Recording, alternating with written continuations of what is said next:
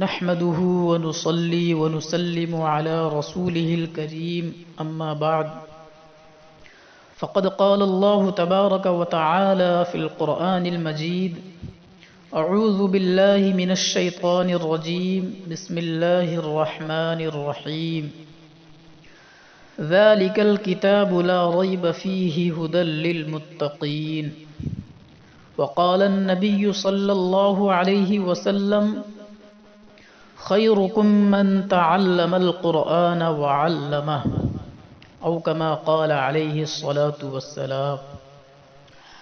الہی رونق اسلام کے سامان پیدا کر، الہی رونق اسلام کے سامان پیدا کر، دلوں میں مؤمنوں کے الفت قرآن پیدا کر۔ معزز سامعین، آج میرا موضوع سخن دنیا کی سب سے پاکیزہ اور مقدس کتاب قرآن پاک ہے۔ ہمیں چڑھتے سورج کی طرح یقین ہے کہ اس کا ایک ایک حرف سچا اور صادق ہے۔ وہ قرآن پاک جس کی زبان مقدس، بیان مقدس اور جو فصاحت و بلاغت کا ٹھانٹھیں مارتا سمندر ہے، جس کے متعلق ارشاد ربانی ہے کہ قرآن وہ کتاب ہے جس کے صادق اور برحق ہونے میں کوئی شک و شبہ نہیں، اور جس کے بارے میں محسن انسانیت حضور پاک صلی اللہ علیہ وسلم نے یہ ارشاد فرمایا کہ تم میں سب سے بہتر وہ شخص ہے جو قرآن کو سیکھے اور سکھائے۔ دعا کیجئے کہ خداوند قدوس ہم سب کو قرآن پاک کی دولت سے مالا مال فرمائے۔ نوجوان دوستو، قرآن پاک رب ذوالجلال کی طرف سے عطا کردہ وہ حسین تحفہ ہے کہ جس نے 23 برس کی قلیل مدت میں پورے عالم میں وہ انقلاب برپا کر دیا کہ بڑے سے بڑے فصحاء، بلغا، ادبا اور شعراء حیران و ششدر رہ گئے، جس کی آیتوں کو سن کر پتھر دل موم ہو گئے۔ دوستو، یہی وہ قرآن ہے جو رہتی دنیا تک کے انسانوں کے لیے سراپا ہدایت و رحمت ہے۔ یہی وہ قرآن ہے جس نے رسول کی رسالت کو اعجاز بخشا۔ یہی وہ قرآن ہے جس نے پزمردہ قلوب کو تازگی بخشی۔ ہاں، یہی وہ قرآن ہے جس کی برکت سے جنات و شیاطین کا آسمانوں پر جانا بند ہوا۔ یہی وہ قرآن ہے جس کی برکت سے عزت و رفعت کے شامیانے گڑ گئے۔ یہی وہ قرآن ہے جس کی بدولت محبوب حقیقی کی رضا نصیب ہوتی ہے۔ یہی وہ قرآن ہے جو سچائی اور امانت داری کا درس دیتا ہے۔ یہی وہ قرآن ہے جس کی بدولت حضرت عمر فاروق رضی اللہ تعالی عنہ کو ایمان نصیب ہوا۔ یہی وہ قرآن ہے جس کی نظیر پیش کرنے سے ساری دنیا عاجز و قاصر رہی۔ یہی وہ قرآن ہے جس کا مثل پیش کرنے سے عرب کے فصیح و بلیغ زبان دانی کا دعویٰ کرنے والوں نے گھٹنے ٹیک دیے۔ یہی وہ قرآن ہے جس نے ضلالت و گمراہی کی دلدل میں پھنسی ہوئی انسانیت کو رشد و ہدایت کا پیغام سنایا۔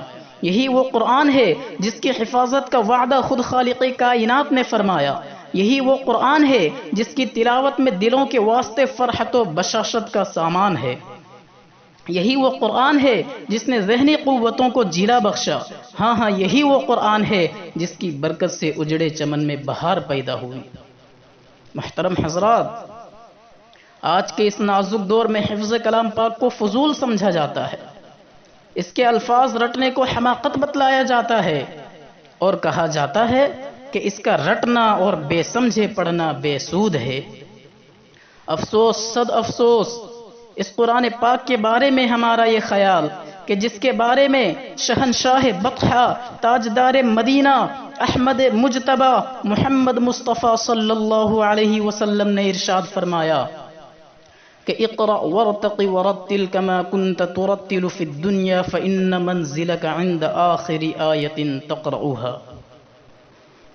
قیامت کے دن حافظ قرآن سے کہا جائے گا کہ قرآن پڑھتا جا اور جنت کے درجوں پر چڑھتا جا، اور ٹھہر ٹھہر کر پڑھ جیسا کہ تو دنیا میں ٹھہر ٹھہر کر پڑھا کرتا تھا، بس تیرا مقام اور ٹھکانہ وہی ہے جہاں آخری آیت پر پہنچے۔ یاد رکھو، یہ قرآن دنیا کی سب سے بڑی نعمت ہے۔ یہ زمین و آسمان چاند و سورج ستارے کوئی اس نعمت کا مقابلہ نہیں کر سکتے۔ یہ قرآن رب کائنات کا مقدس اور عظیم کلام ہے، اور کیوں نہ ہو جبکہ اس کا اتارنے والا امین، جس کے ذریعے اتارا گیا وہ بھی امین، جس ذات پر نازل ہوا وہ بھی امین، جس مقام پر نازل ہوا وہ بھی امین، جس مہینے میں نازل ہوا وہ تمام مہینوں سے افضل، اور جس رات میں نازل ہوا وہ 1000 مہینوں سے بہتر ہے۔ اللہ کا یہ مقدس اور پاکیزہ کلام تمام کلاموں سے افضل اور برتر ہے۔ حدیث پاک میں آتا ہے فضل کلام اللہ علی سائر الکلام کفضل اللہ علی خلقہ۔ اللہ کے کلام کو سب کلاموں پر ایسی ہی فضیلت حاصل ہے جیسے کہ خود حق تعالی شانہ کو تمام مخلوق پر۔ اللہ کا دلارا اور خدا کا پیارا نبی ارشاد فرماتا ہے کہ جس نے قرآن پڑھا اور اس پر عمل کیا، اس کے والدین کو کل قیامت کے دن سورج سے بھی زیادہ روشن تاج پہنایا جائے گا۔ غور کرو، غور کرنے کا مقام ہے کہ جب والدین کو اس گراں قدر انعام سے نوازا جائے گا تو خود پڑھنے والے کے مقام اور مرتبے کا کیا عالم ہوگا۔ حضرات، قیامت کا میدان ہوگا اور ایسے 10 آدمی جن کے لیے جہنم واجب ہو چکی ہوگی، حافظ قرآن اپنے رب کی بارگاہ میں سفارش کرے گا، پروردگار عالم اس کی سفارش کو قبول کرے گا اور ان کو اس حافظ قرآن کی برکت سے نجات عطا ہوگی۔ مسلمانوں، قرآن کریم وہ عظیم برکت اور سعادت ہے جو روح خداوندی ہے، معدن حیات اور سرچشمہ زندگی ہے۔ وہ عرب قوم جو پشتہا پشت سے مردہ چلی آ رہی تھی، دنیا جس کو ذلیل اور حقیر جانتی تھی، کوئی ان کو اونٹ کی مینگنیوں میں کھیلنے والا سمجھتا، کوئی ان کو جہلائے عرب کا خطاب دیتا، کوئی ان کو جاہلین مکہ کہتا، لیکن جب قرآن آیا تو جن کا نام جہلائے عرب تھا صحابہ کرام ہو گیا۔ جن کو نفرت سے یاد کیا جاتا تھا ان کو رضی اللہ عنہم ورضوا عنہ کا اعزاز ملا۔ جس زمانے کا نام جاہلیت تھا اس کا نام خیر القرون ہو گیا۔ وہ مردہ قوم جو کروٹ نہیں لے سکتی تھی، طاقت و قوت سے ایسی لیس ہو گئی کہ جس نے قیصر و کسریٰ کا غرور خاک میں ملا دیا، بڑی بڑی سلطنتوں اور حکومتوں کا تختہ الٹ دیا۔ محترم دوستو، قرآن آیا تو زمان و مکان میں زندگی آئی، قرآن آیا تو عدل و مساوات کا پیغام آیا، قرآن آیا تو مذہب اسلام پھیلا، قرآن آیا تو مردہ قوم زندہ ہوئی، قرآن آیا تو قیصر و کسریٰ کا غرور خاک میں ملا، قرآن آیا تو باطل کے لہراتے جھنڈے ٹوٹ پڑے، قرآن آیا تو کفر و شرک دم توڑ گیا، قرآن آیا تو ساری کائنات کو نور ملا، قرآن آیا تو انسانوں کے پجاری خدا کے پرستار بنے، قرآن آیا تو توحید ملی، ایمان ملا، قرآن آیا تو گلستان کو بہار حسن عطا ہوا۔ ہاں مجھے کہہ لینے دیجئے کہ قرآن آیا تو روشنی آئی، قرآن آیا تو تاریکی کافور ہوئی، قرآن آیا تو امن و امان اور سلامتی آئی، قرآن آیا تو احکام ملے، شریعت ملی، قرآن آیا تو دم توڑتی انسانیت کو حقوق ملے، قرآن آیا تو شرافت و عزت ملی، قرآن آیا تو ضلالت و گمراہی کی وادیوں میں بھٹکتے ہوئے انسانوں کا درد و غم ملا۔ قرآن آیا تو دوستو سب کچھ ملا، مگر افسوس صد افسوس، ہم نے قرآن کے دامن مقدس کو ترک کر دیا، ہم نے اس کی پاکیزہ تعلیمات کو بھلا دیا۔ نتیجہ یہ ہوا کہ وہ مسلم قوم جس کے سر پر عزت و رفعت کا تاج تھا، وہ مسلم قوم جس کے سر پر عزت و رفعت کا تاج تھا، ذلت و رسوائی کی غار میں جا گری۔ وہ قوم کامیابی جس کے آگے بڑھ کر استقبال کرتی تھی، ناکامی اس کا مقدر بن گئی۔ وہ مسلم قوم جس کی ایک آواز پر افریقہ کے جنگل میں رہنے والے خونخوار درندوں نے میدان خالی کر دیا تھا، آج ایک چیونٹی بھی اس کا حکم ماننے کو تیار نہیں۔ وہ قوم جس نے کبھی حکومت و سلطنت کا فریضہ انجام دیا تھا، آج غلامانہ زندگی بسر کر رہی ہے۔ وہ قوم جن پر کبھی تاریخ نازاں تھی آج ماتم کناں ہیں، وہ قوم جس کی ماضی روشن اور تابناک تھی حال و مستقبل اس کا تاریک ہے۔ مسلمانوں سمجھو اور ہوشیار ہو جاؤ، غفلت کا پردہ چاک کرو، قرآن پاک سے وابستہ ہو جاؤ، ورنہ یاد رکھو تاریخ ہمیں کبھی معاف نہیں کرے گی۔ حاضرین، جانثار صحابہ کرام کے کتب خانے میں قرآن پاک کے علاوہ کوئی کتاب نہ تھی۔ اسی کو لے کر وہ آگے بڑھے اور کامیابی ان کے قدم چومتی چلی گئی۔ وہ قرآن ہی تھا جس کی برکت سے بدر کے میدان میں 313 نے مکہ کی قسمت پلٹ دی۔ آج ہم ہیں کروڑوں میں، مگر دوسری قومیں ہم پر سوار ہیں۔ جان ہماری محفوظ نہیں، مال ہمارا محفوظ نہیں، عزت و آبرو سے ہماری کھلواڑ ہے، نہ ہماری مساجد محفوظ ہیں، نہ ہمارے مدارس محفوظ ہیں، ظلم و ستم کی چکی ہمارے لیے گھوم رہی ہے۔ مسلمانوں، ایک دور وہ تھا کہ مسلمانوں کا مقابلہ حامان بن ولی سے ہوتا ہے۔ اس دشمن خدا اور دشمن رسول کے پاس طاقت اور قوت ہے۔ 60,000 فوج کا لشکر جرار ہے، مسلمانوں کی فوج 10,000 ہے۔ اسلامی فوج کے کمانڈر حضرت خالد بن ولید رضی اللہ عنہ ہیں۔ مسلمانوں کو اس کا بھی علم نہیں کہ دشمن کے پاس کتنی فوج ہے۔